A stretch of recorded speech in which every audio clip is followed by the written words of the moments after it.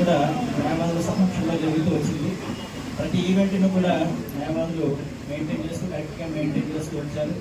అలాగే వాళ్ళ క్లయింటేట్స్ కానివ్వండి, లేకపోతే వాళ్ళకు తెలిసిన వాళ్ళకి కానివ్వండి, బంధువులు స్నేహితులందరూ కూడా ఈ ప్రభుత్వం గత ప్రభుత్వం ఎలాగో పనిచేస్తుంది, ఎందుకు దానికి ఓటు వేయకూడదు, ఎందుకు మనకు తెలుగుదేశం పార్టీ తెలుసుకోవాలని చెప్పి అందరూ కూడా వాళ్ళ ఛాయశక్తులు కృషి చేసి ప్రాపగేట్ చేశారు.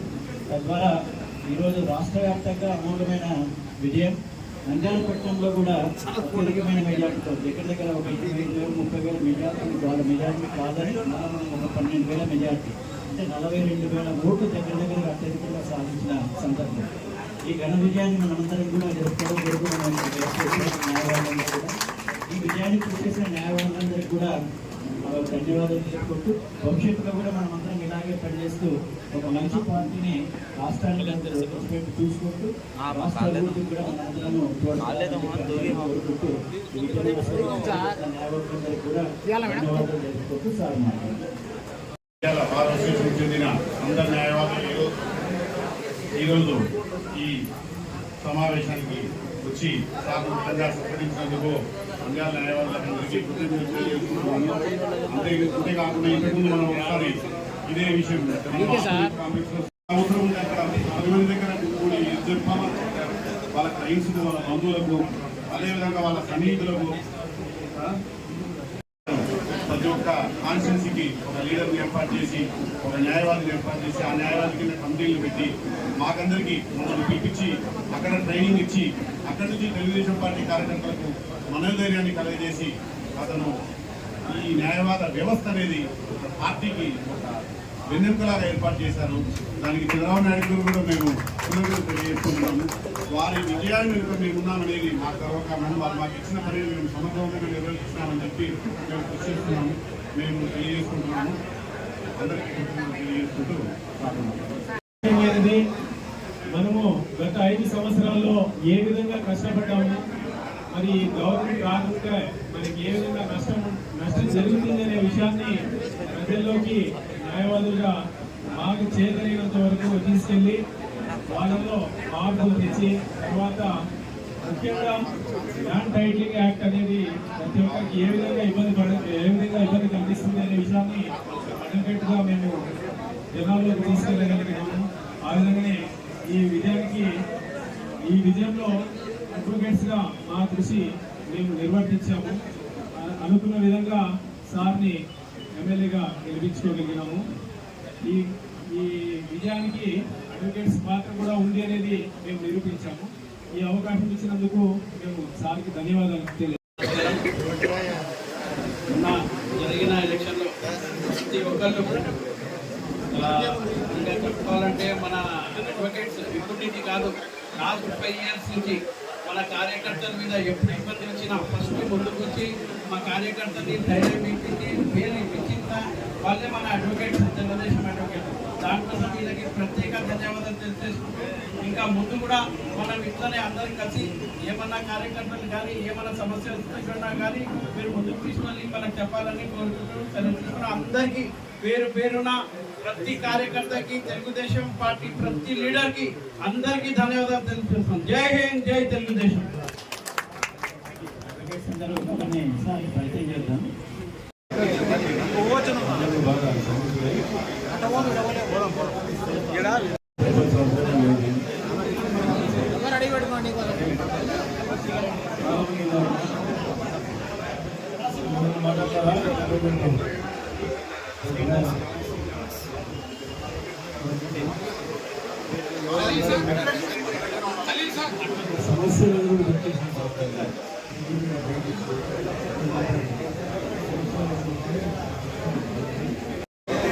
అంత లాయర్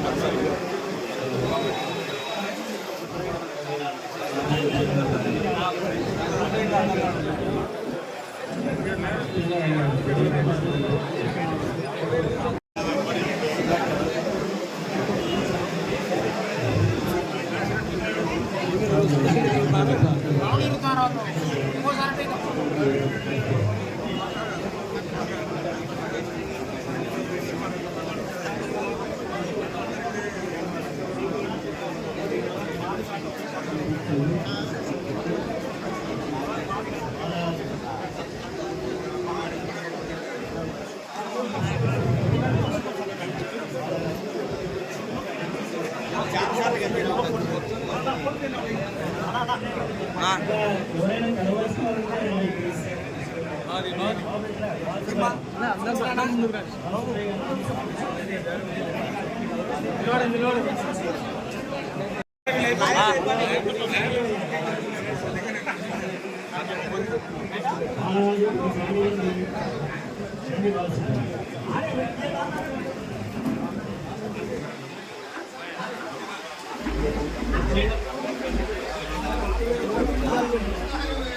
అన్నా ఇట్లా తిరగాను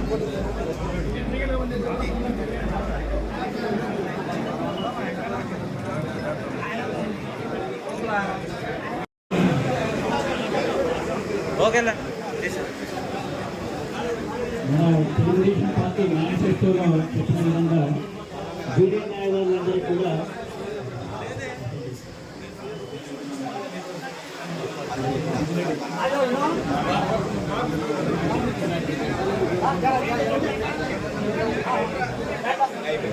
తెలుగుదేశం పార్టీ మేనిఫెస్టోలో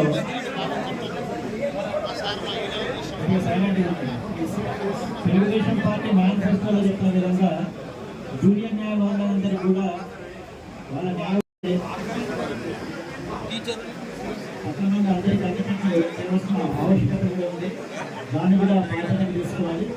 అలాగే న్యాయవాదులంటే అందరూ కూడా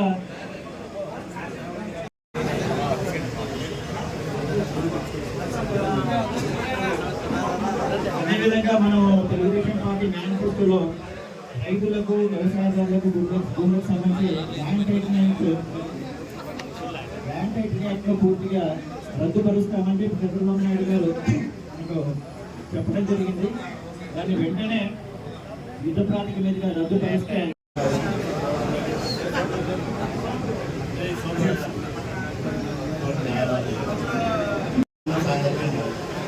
అంటే ముందు నైట్ సాహెబ్ గారు ఆయన ఎస్బీ నబీ సాహెబ్ గారు రాజు సాబ్ గంగు గొడవ నగర వేయాలి ఆయన గురించి ఫ్యామిలీతో నాకున్న సంబంధం సాంగత్యము ఇట్లే కొనసాగుతూనే వస్తూ ఉంది. ఏం చేసుకోవాలి ఆయన జనదిన ప్రవర్తన ఉంది. ఈరోజు రేపు మినిస్టర్గా తీసుకోబోతున్నారు. చాలా సంతోషం ఉంది. మా లాయర్లు ముఖ్యంగా అందరూ సిన్సియర్గా 100% వర్కౌట్ చేస్తున్నారు. నేను చాలా సంతోషం ఉంది. కాకపోతే సమావేశానికి ఇవ్వకుండా పెట్టడం I'm very happy with this occasion and I am thankful to